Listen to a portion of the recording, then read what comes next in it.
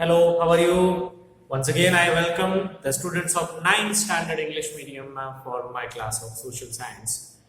ठीक है, तो चैप्टर नंबर 14 का ये फोर्थ लेक्चर है। अगर आपने ठीक से देखे होंगे आगे वाले 3 लेक्चर, तो आपको वो सारे कॉन्सेप्ट जो है वो समझ में आ गए होंगे। तो ये इस चैप्टर का फोर्थ लेक्चर है और ये इस लेक्चर में हम जो डिस्कस करने जा रहे हैं वो है सबसे पहले मिनरल, और उसके बाद आएगा सॉइल और टाइप्स ऑफ सॉइल। ठीक है, तो ज्यादा टाइम वेस्ट ना करते हुए हम सीधा टॉपिक पे आते हैं। हमें समझना है कि प्रीवियसली मैंने आपको बताया था थर्ड लेक्चर में कि जो रॉक होता है वो मिनरल से जुड़ा हुआ होता है। So these two particular aspects of soil, rock and mineral, are closely connected to each other. ठीक है, तो मैं स्ट्रांगली आपको एडवाइस करूंगा कि ये लेक्चर को देखने से पहले आगे का के जितना भी पोर्शन है इस लेसन का वो आपको ठीक से पढ़ लेना है, ताकि आपको ये मिनरल के बारे में भी आसानी से पता चले। अब सबसे पहले मिनरल की मैंने डेफिनेशन जो बोर्ड पे लिखी है उसके मुताबिक हम समझेंगे। Mineral is basically form due to natural organic और इनऑर्गेनिक प्रोसेस। ओके, मिनरल का ये डेफिनेशन है, स्टैंडर्ड डेफिनेशन कि एक ऐसा कंपोजिट मैटर है जो जमीन में से हमें मिलता है and it is form due to natural organic और इनऑर्गेनिक प्रोसेस।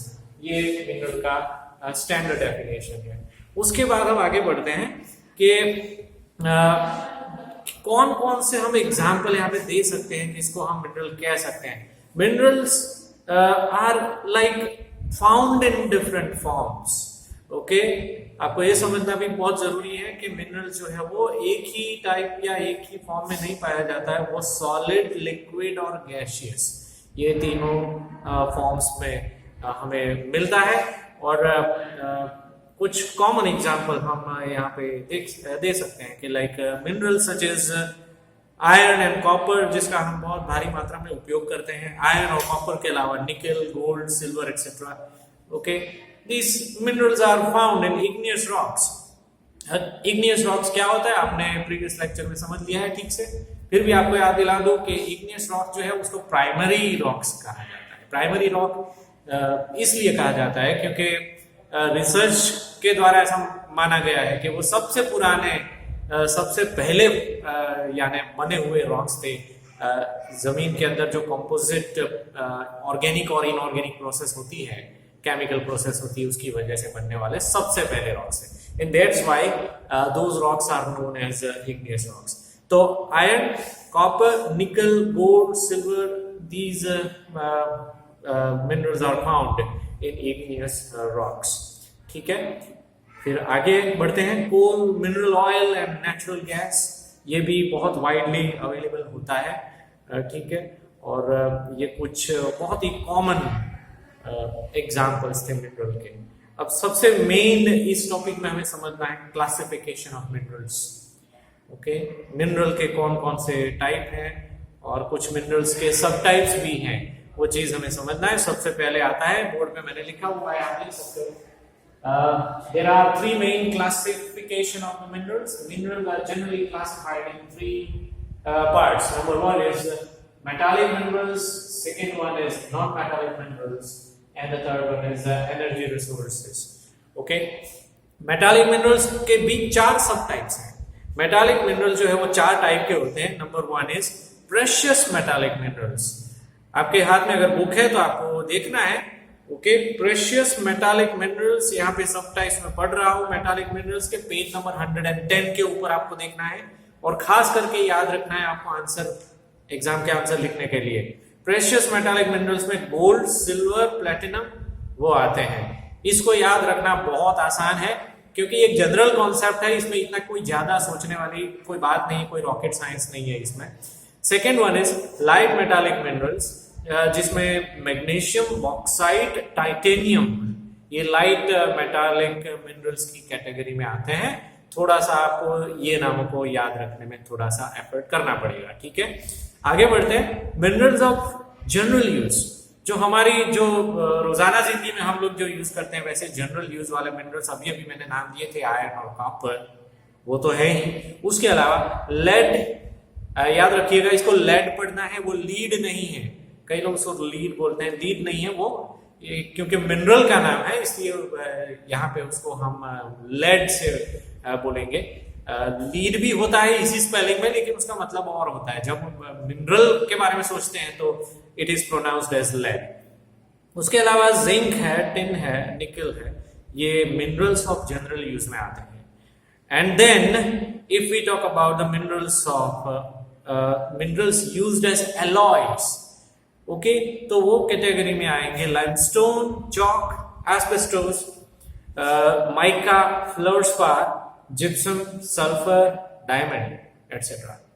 ये ऐसे मिनरल्स हैं, मिनरल्स यूज्ड एज एलॉयज। इसका मतलब ये होता है कि किसी दूसरे कोई चीज बनाने के लिए किसी दूसरे मिनरल में इनको मिक्स किया जाता है और उसी चीज को केमिस्ट्री की लैंग्वेज में एलॉय बोला जाता है। ठीक है, उम्मीद करता हूं कि आपको याद रहेगा। कुछ बातें टेक्स्ट बुक में नहीं लिखी गई है तो मैं आपको वैसे ही बता दूंगा, तो ठीक है, आपको कोशिश करना है कि आपको याद रहे। तो ये था फर्स्ट मेटालिक मिनरल्स के 4 सब टाइप्स। उसके बाद आता है नॉन मेटालिक मिनरल्स। ओके, तो उसके एग्जांपल, सीधा एग्जांपल ही दिए गए हैं, limestone, chalk, asbestos, mica, fluorspar, gypsum, sulphur, diamond, ये लाइक बहुत सारे नॉन मेटालिक मिनरल्स हैं। And then comes energy resources. Energy resources जो है तीसरा टाइप। ओके, मैं आपको वापस याद दिला दूं, मिनरल्स यूज्ड एज एलॉय, शायद वहां पे कुछ नाम पढ़ने रह गए थे, तो वो है क्रोमियम, मैंगनीज, टंगस्टन, वैनेडियम। उसमें कोई प्रॉब्लम नहीं है, आपकी बुक में वो ऑलरेडी लिखा ही है। नॉन मेटालिक मिनरल्स में वापस आपको रिपीट करूंगा, limestone, chalk, asbestos, mica, fluorspar, gypsum, sulphur, diamond, ये एक्चुअली नॉन मेटालिक मिनरल में आते हैं। ठीक है, फिर एनर्जी रिसोर्सेस। एनर्जी रिसोर्सेस जिसका भी बहुत भारी मात्रा में हम लोग उपयोग करते हैं आज के जमाने में, कोल है, mineral oil, natural gas, uranium, thorium. Okay, ये एनर्जी रिसोर्सेस हैं। और इस तरह से हमारा क्लासिफिकेशन ऑफ मिनरल जो है वो खत्म होता है। अब पेज नंबर 110 के ऊपर ही नीचे एक बहुत ही इंपॉर्टेंट टेबल दिया गया है, और इस टेबल को अगर आप बार बार पढ़ोगे तो आपको याद रहेगा। इस टेबल का जो टॉपिक है, major minerals and their spatial distribution. इस टेबल का मतलब ये होता है स्पैटियल डिस्ट्रीब्यूशन यानी स्पेसिफिक डिस्ट्रीब्यूशन। सपोज यहाँ पे नंबर देके नाम लिखे गए हैं, iron, manganese, copper, bauxite, lead, mica, limestone, 1 2 3 4 ऐसा करके नंबर दिए। तो कौन सा मिनरल कौन से एरिया में, इंडिया में, हम यहाँ पे ऑब्वियसली सिर्फ इंडिया की ही बात करेंगे क्योंकि इंडिया का फिजियोग्राफी हम यहाँ पे पढ़ रहे हैं, इसलिए तो इंडिया के कौन से एरिया में कौन सा मिनरल अवेलेबल है, वो चीज आपको उसका पता इस टेबल से आपको चलेगा। तो ये टेबल जो है वो बार बार आपको पढ़ना है, तब जाके याद रहेगा, वरना एक आध बार पढ़ोगे तो याद रहना मुश्किल है। ठीक है, तो इस तरह से मिनरल का ये टॉपिक खत्म होता है। अब आगे बढ़ते हैं पेज नंबर 111 के ऊपर, सॉइल, एक नया टॉपिक। ओके, सॉइल की सबसे पहले डेफिनेशन हम समझेंगे, बहुत ही सिंपल लैंग्वेज में मैंने अपनी तरीके से लिखी है बोर्ड के ऊपर, जैसा कि आप देख सकते हो, आप बुक में भी अंडरलाइन कर सकते हो। जो डेफिनेशन है वो बेसिकली वही है, soil is a thin layer form of the organic and inorganic matter on the surface of the earth. Okay, surface of the earth जिसमें ह्यूमन हैबिटेशन और सारे लिविंग ऑर्गेनिजम्स रहते हैं। हम ऑब्वियसली हर रोज सॉइल हमेशा हमारी नजर के सामने देख सकते हैं, लेकिन अगर उसको डिफाइन करना है साइंटिफिक लैंग्वेज में तो किस तरह से डिफाइन किया जाए, तो बहुत ही यूनिक इसका डेफिनेशन है कि ऑर्गेनिक और इनऑर्गेनिक मैटर से मिला जुला एक जो स्ट्रक्चर होता है सरफेस ऑफ द अर्थ के ऊपर, अर्थ का जो क्रस्ट जो चीजों से बना हुआ होता है, और उसी को हम सॉइल कह सकते हैं। ठीक है, ये बेसिकली एक थिन लेयर है, हमें हमेशा ये याद रखना है कि थिन लेयर है। इसका मतलब ये है कि अर्थ का क्रस्ट चीर के अगर अर्थ की गहराई तक अगर हम अंदर जाएंगे तो ये कोई सॉइल या ऐसा कुछ नहीं देखने को मिलेगा, ये सिर्फ ऊपर ही दिखने वाली चीज है वो है। जैसा कि प्रीवियस लेक्चर में मैंने आपको बताया था पार्ट 3 में कि जैसे जैसे हम अर्थ में अंदर की ओर जाते हैं टेम्परेचर बढ़ता जाता है और जो कुछ भी रिमेन्स जो है वो अंदर जो दब जाते हैं वो हाई टेम्परेचर की वजह से लिक्विड या सेमी लिक्विड फॉर्म में चेंज हो जाते हैं, जिसको हम नॉर्मल लैंग्वेज में मैग्मा कहते हैं। ये सब हमने ऑलरेडी डिस्कशन किया हुआ है। ओके, तो ये सॉइल किस तरह से बनती है, what is the process of formation of the soil, अब उसकी हम बात करेंगे। जो टेक्स्ट बुक में सेकेंड पैराग्राफ में उसका डिटेल में एक्सप्लेनेशन दिया गया है उसके मुताबिक soil is the result of denudation of rocks. अब आपको ये क्वेश्चन होगा कि डेन्यूडेशन क्या होता है। ओके, ऑब्वियसली ये वर्ड भी आगे आ चुका है, लेकिन मे भी शायद अगर आपको नहीं पता है तो किसी भी चीज का घिसना और उसकी वजह से उसका छोटे छोटे पार्टिकल उसके अंदर से अलग होना, उसको डेन्यूडेशन की प्रोसेस कहा है। और डेन्यूडेशन जनरली पानी और हवा की वजह से होता है। ठीक है, जैसे कि बहुत ही भारी या तो बहुत ही सख्त अगर कोई रॉक है तो उसका भी डेन्यूडेशन वाटर और एयर की वजह से उसका जो फोर्स होता है, क्योंकि लगातार उसके ऊपर वाटर और एयर की मार हमेशा पड़ती रहती है, इसलिए डेन्यूडेशन हमेशा होता रहता है। तो हम प्रैक्टिकली ये कह सकते हैं कि हमारे आसपास जो मिट्टी हमें देखने को मिलती है बहुत ही बारीक होती है वो, और छोटे छोटे पार्टिकल्स होते हैं। अगर हम जमीन में से उठा के हाथ में लेंगे तो हमें पता चलेगा बहुत छोटे पार्टिकल। तो बेसिकली ये पार्टिकल्स आए कहां से, किस तरह से इसका फॉर्मेशन हुआ, ये क्वेश्चन हमें दिमाग में होना चाहिए आउट ऑफ क्यूरियोसिटी। तो उसका आंसर ये है कि रॉक का जो डेन्यूडेशन होता है जो हजारों साल की एक लंबी प्रोसेस है। ठीक है, क्योंकि रॉक जो है बेसिकली हमने आगे इसी चैप्टर में आगे पढ़ा था, वो रॉक का टॉपिक था, तो वो आगे इसलिए था क्योंकि पहले रॉक बनता है और उसके बाद उसका डेन्यूडेशन होने के बाद सॉइल बनती है। तो ये इसका डिटेल एक्सप्लेनेशन है कि हवा और पानी का जो प्रेशर रहता है रॉक के ऊपर, उसके अंदर से जो छोटे छोटे पार्टिकल्स होते हैं, और obviously they are very light and due to the force of the air they are spread everywhere. Okay, हर जहां तक हवा उसको उड़ा के या खींच के लेकर जाती है, ठीक है, और जहां पे हवा जो है वो स्टेबल हो जाती है वहां पे वो पार्टिकल्स जो है वो बैठ जाते हैं, और कुछ इस तरह से सॉइल का फॉर्मेशन हुआ है। This is the way I have explained in my language. Okay, और यहाँ पे जो बुक में लिखा है वो लगभग वही चीज है एक्चुअली, फिर भी हम उसको फटाफट पढ़ लेंगे। The rock surface is eroded due to factors like temperature, rain, snow, air, vegetation and insect, and it turns into powdery form. लगभग वही चीज लिखी है, लेकिन यहाँ पे थोड़े बहुत फैक्टर्स जो है ज्यादा ऐड किए गए हैं। मेनली ये दो फैक्टर्स ज्यादा होते हैं, एयर एंड वाटर, लेकिन sometimes temperature, snow, obviously snowfall हर जगह पे नहीं होती है, लेकिन फिर भी that is one of the factors. Vegetation, insect, ठीक है, इन सब का असर जो रॉक्स के ऊपर होता है उसकी वजह से सॉइल जो है वो पाउडरी फॉर्म में आ जाती है, छोटे छोटे पार्टिकल्स बन जाते हैं उसके, and these forms are form the land layer, वो जमीन के ऊपर की जो सतह होती है वहां पे बिखेर जाते हैं। In this layer there are gravels, small stones, pebbles, soil particles etc. which are known as regolith. ये स्टेटमेंट को आपको अंडरलाइन करना है। ओके, बहुत इंपॉर्टेंट है। रेगोलिथ का डेफिनेशन या तो एक्सप्लेन द टर्म, ओके, वैसा अगर क्वेश्चन आता है तो रेगोलिथ की डेफिनेशन ये है। मैं वापस दोबारा पढ़ूंगा ताकि आपको पता चले और मैं रिमाइंड करा दूं कि ये स्टेटमेंट आपको अंडरलाइन करना है। ठीक है, gravels, small stone, pebbles and soil particles etcetera are known as regolith. ऐसा मिक्स है जिसमें जमीन के ऊपर ग्रेवल्स का मीनिंग भी मैंने आपको पहले समझाया था, वापस याद दिला दूं कि स्टोन और ग्रेवल में बेसिकली क्या फर्क है। ओके, छोटी साइज का जो स्टोन होता है जिसको हम हिंदी में कंकर कहते हैं, गुजराती में એને कांकरी कहवाय, ओके, उसको इंग्लिश में ग्रेवल कहते हैं। ओके, उससे बड़ी साइज का होता है तो ऑब्वियसली वो स्टोन कहा जाता है। और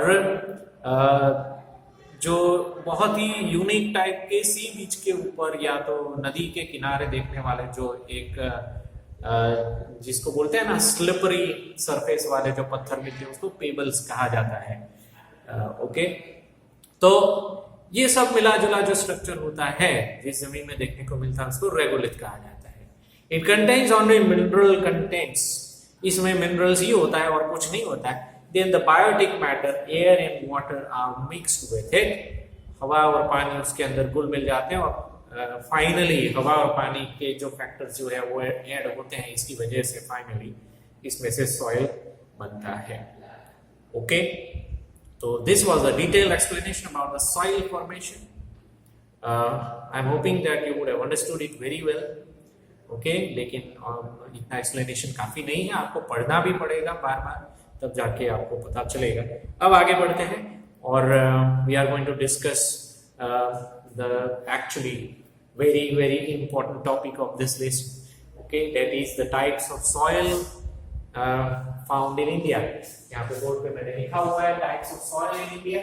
इंडिया में जो दिखने वाली जो मिट्टी है, इंडिया में जो अवेलेबल है मिट्टी के जो टाइप्स, ओके, वो टोटल मिला के 6 हैं। Number 1 is alluvial oil. Alluvial oil के भी 2 सब टाइप्स हैं, खदर एंड बंगर, इसके बारे में ज्यादा हम चर्चा करेंगे बाद में। Second one is black soil, the third one is red soil, the fourth one is laterite soil, then the next is mountain soil and the last one is desert soil.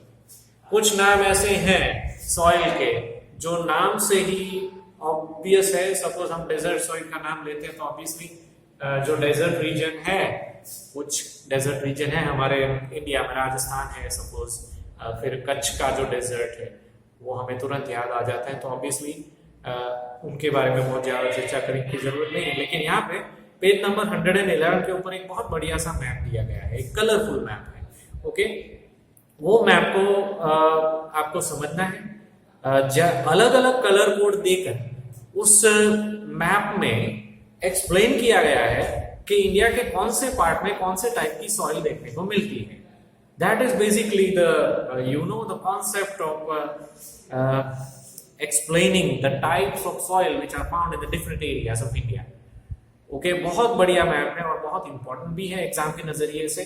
तो आपको कलर तो ठीक है, colour आपका understanding के लिए यहाँ पे यूज किया है टेक्स्ट बुक बनाने वालों ने, लेकिन आपको याद ये रखना है कि एरिया के नाम खास करके। ओके, जैसा कि मैं अगर आपको बताऊं कि जो राजस्थान का वेस्टर्न रीजन है उसको ब्लूइश कलर से कलर किया गया है, ठीक है, तो that defines the desert soil. तो डेजर्ट सॉइल जो है वो अगर आपसे हो सकता है तो पेंसिल से लेके वो रीजन का नाम आपको लिखने का कोशिश करना चाहिए। जब मैं पढ़ता था तो मैं ये चीज करता था, क्योंकि यहाँ पे जो है वो कलर कोडिंग जरूर दिया गया है लेकिन वो एरिया का नाम जो है वो आपको नहीं मिलेगा मैप के ऊपर। तो वो कमी दूर करने के लिए हमें थोड़ा सा अगर एफर्ट लगाना पड़े, क्योंकि हमारे देश के बारे में वैसे भी हमें पता तो होता ही है कि राजस्थान कहाँ पे, जम्मू कश्मीर कहाँ पे है, मध्य प्रदेश कहाँ पे है, ठीक है, तमिलनाडु कहाँ। तो ये सिर्फ रीजन के नाम अगर आप लिख लोगे तो आपके दिमाग में फोटोग्राफिक पिक्चर बन जाएगा, एक इंप्रेशन बन जाएगा और हमेशा के लिए आपको ये याद रहेगा कि कौन से टाइप की मिट्टी जो है वो कहाँ पे मिलती है। So that's what the concept of this map, जिसमें समझाया गया है कि types of soil which are found in different areas of India, जिसमें सबसे पहला है alluvial soil. Okay, page number 112 के ऊपर सभी टाइप के सॉइल का ब्रीफ एक्सप्लेनेशन है, फटाफट हम उसको पढ़ लेंगे। जैसा मैंने आपको आगे बताया, एलुवियल सॉइल के भी 2 टाइप है, khadar and bangar. This soil form due to the fresh alluvial deposit which is known as khadar soil. Underline कीजिएगा इसको। ओके, जो फ्रेश एल्यूवियल डिपॉजिट होता है उसको खदर सॉइल कहा जाता है। Okay, as this soil is form due to the river floods, it is found mostly near by the river. ये दूसरी एक खासियत है कि एल्यूवियल सॉइल जो है वो रिवर्स के द्वारा, जो रिवर फ्लड के साथ, रिवर अपने पानी के साथ जो डिपोजिशन जो है वो लेकर आती है, वही नदी के किनारे या तो आसपास के एरिया में उसको बिखेरती है और उसी को हम एल्यूवियल सॉइल कह सकते हैं। Generally such soil is Sandy soil. एक सैंडी टाइप का उसके जो पार्टिकल होते हैं वो थोड़े से बड़े साइज के होते हैं, तो हमारे वैसी मिट्टी को हम सैंडी टाइप का सॉइल कहेंगे, ठीक है। और खास करके जो बंगर टाइप की मिट्टी होती है खदर में, हमने समझ लिया कि जो नया डिपोजिशन होता है रिवर की ओर से आया हुआ उसको खदर कहते हैं। लेकिन जो ओल्ड एल्यूवियम होता है which is actually found in the upper valley region of the river, old alluvium which is found in the upper valley region of the river, underline कीजिएगा प्लीज, उसको बंगर कहा जाता है। So khadar and bangar, how do you explain it? Those two terminologies have been explained in the same paragraph over here also, so please underline both of them, उनके दोनों के definition आप underline करना है। Their fertility is also different at different places. Alluvial soil की fertility खदर और बंगर के हिसाब से अलग अलग रहती है, ठीक है। Generally such soil is very fertile, general sense में देखा जाए तो ये सॉइल जो है काफी फर्टाइल होती है, वहां पे लगभग हर एक तरीके के क्रॉप्स जो है वो लिए जाते हैं। और कुछ रीजन जो है जहां पे एल्यूवियल सॉइल देखने को मिलती है वो है पंजाब, उत्तर प्रदेश, बिहार, वेस्ट बंगाल, वहां पे एल्यूवियल सॉइल अवेलेबल होती है। इस स्टेटमेंट को भी अंडरलाइन करना है क्योंकि उससे हमें पता चलता है कौन से टाइप की मिट्टी कहां पे मिलती है। सेकेंड है ब्लैक सॉइल। ओके, आइए देखते हैं। This soil is found mostly in Maharashtra, western Madhya Pradesh, Gujarat, Karnataka, Andhra Pradesh, Telangana, Tamil Nadu. Underline please. ये सारे स्टेट्स है जहां पे ब्लैक सॉइल देखने को मिलती है। बहुत भारी मात्रा में ब्लैक सॉइल इंडिया में अवेलेबल है। काफी सारे स्टेट हैं, लगभग सारे स्टेट बड़े बड़े हैं, इवन गुजरात भी उसमें है। Okay, black soil is the gift of peninsular प्लेटू। Peninsular प्लेटू जो इंडिया का नीचे का साउथ वेस्ट या साउथ ईस्ट, ओके, जो एरिया है वहां पे जनरली ब्लैक सॉइल ज्यादा देखने को मिलती है। The soil is very sticky and fertile. Okay, ये गिली टाइप की मिट्टी होती है, स्टिकी होती है, जैसे जो बूंद होता है, लाइक जो गम होता है वैसा उसका एक स्ट्रक्चर होता है, एक कैरेक्टरिस्टिक उसकी ऐसी होती है, ठीक है। It can contain humidity for a prolong time. उसकी खास एक सबसे बड़ी खासियत है कि ह्यूमिडिटी को काफी लंबे समय तक वो कंटेन कर सकता है। इसलिए बाई चांस अगर काफी अच्छे खासे समय तक अगर बारिश नहीं भी होती है तो भी क्रॉप जो है ऐसी मिट्टी में सर्वाइव कर सकता है। It is form from the metamorphic rocks and it is very useful for cotton cultivation. Metamorphic rocks में से ब्लैक सॉइल बनती है, आपको याद रखना है ये चीज, बहुत इंपॉर्टेंट है ये चीज। मेटामॉर्फिक रॉक्स में से ब्लैक सॉइल का फॉर्मेशन होता है और black soil is specially useful for cotton cultivation. हम ये जानते ही हैं कि कॉटन का बहुत भारी मात्रा में जो प्रोडक्शन है इंडिया में वो होता है, तो वो ब्लैक सॉइल ज्यादा है इसलिए होता है। That is why it has become famous as black cotton soil. Black soil का दूसरा ही नाम है क्योंकि कॉटन के क्रॉप के लिए खास करके काम में आती है ज्यादा, इसलिए उसको ब्लैक कॉटन सॉइल भी कहा जा सकता है, उसका दूसरा नाम है वो। तीसरा है red soil. Okay, such soil is found in the regions of igneous and metamorphic rocks. ऐसी एरिया में जहां पे इग्नियस और मेटामॉर्फिक रॉक्स पाए जाते हैं वहां पे रेड सॉइल मिलती है। ओके, और उसका रेड सॉइल का रेड कलर जो होता है वो क्यों होता है, कौन सी वजह से होता है, तो वो हम समझेंगे। Its red colour is due to the ferrous and other humus contents.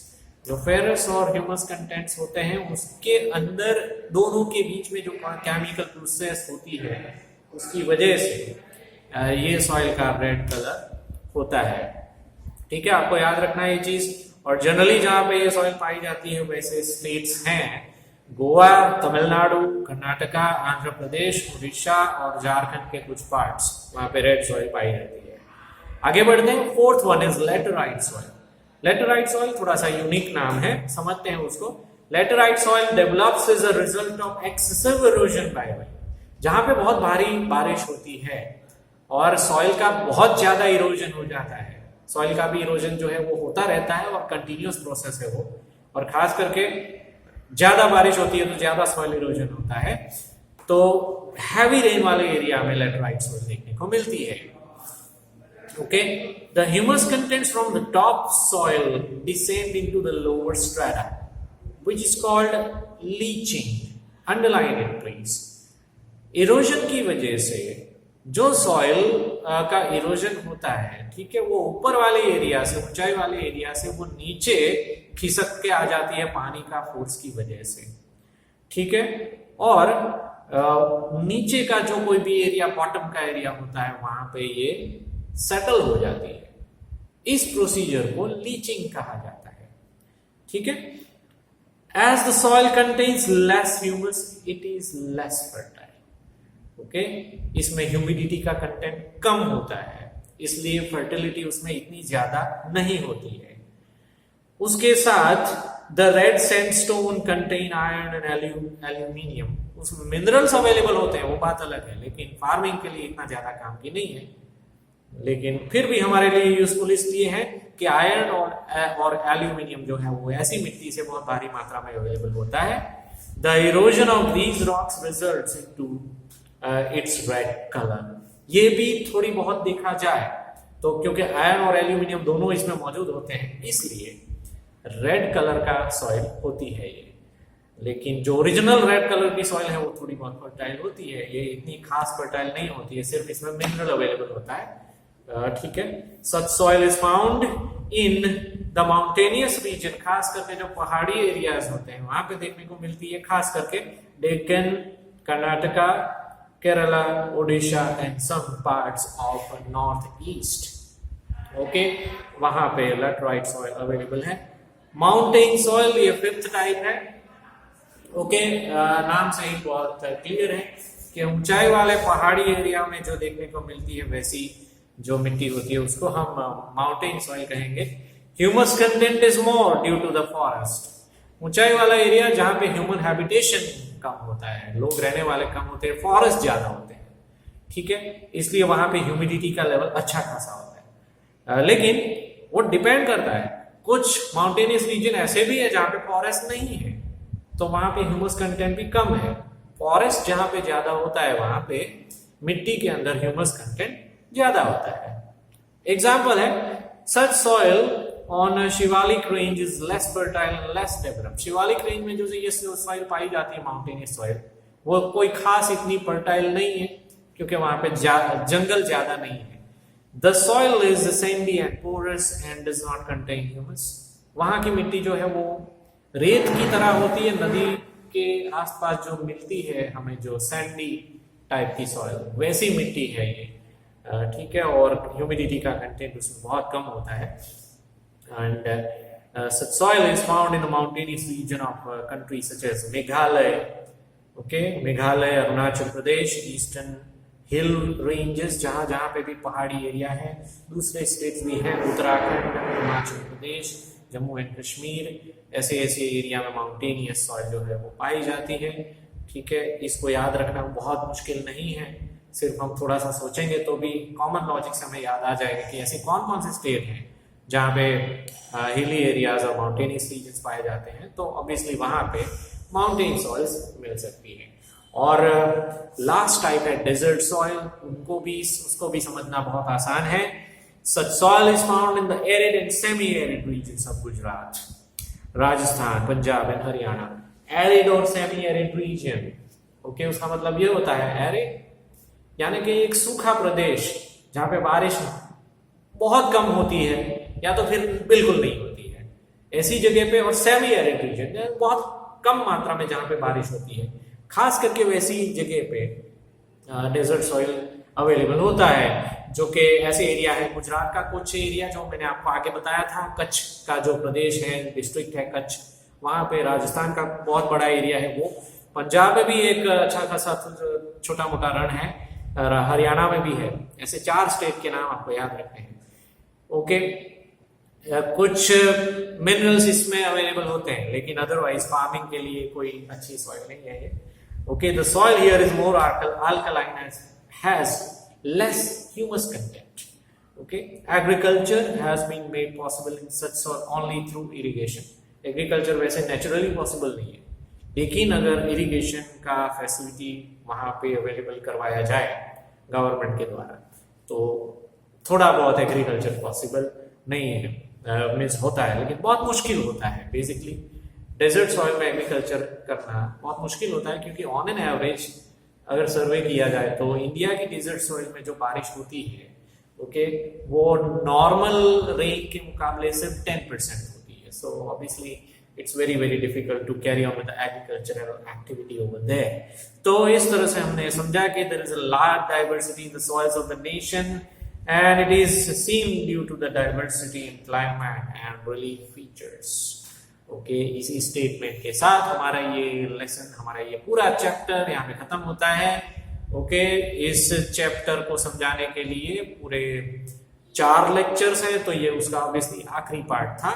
Okay, तो पूरा चैप्टर को समझने के लिए फिर से अगर आपको देखना है तो YouTube के ऊपर आप 4 लेक्चर देख सकते हैं. और फिर भी उसके बाद भी कोई डाउट रहता है तो you can raise your doubts through the mobile app. Okay, and concerning to the notes, as far as the notes are concerned, they are very straight forward. नीचे जो एक्सरसाइज दिया गया है उसके लिए आप reference books like ocean publication, okay, या तो फिर कैंप पब्लिकेशन या नवनीत पब्लिकेशन, आप उसका इस्तेमाल कर सकते हैं. ओके, लेकिन वो बुक्स अगर आपके पास नहीं है, and after that if you are left with any kind of doubt you can raise the doubt through the mobile app and I will definitely try to resolve your doubts. Okay, तो फिलहाल ये lesson खत्म होता है. उसका exercise आपको करना है आपकी पेयर नोटबुक के अंदर, और नेक्स्ट लेक्चर जो आने वाला है ओके, उसमें obviously we are going to start another chapter of history. So thank you very much for attending this lecture and you have a wonderful day. Take care of yourself. Thank you.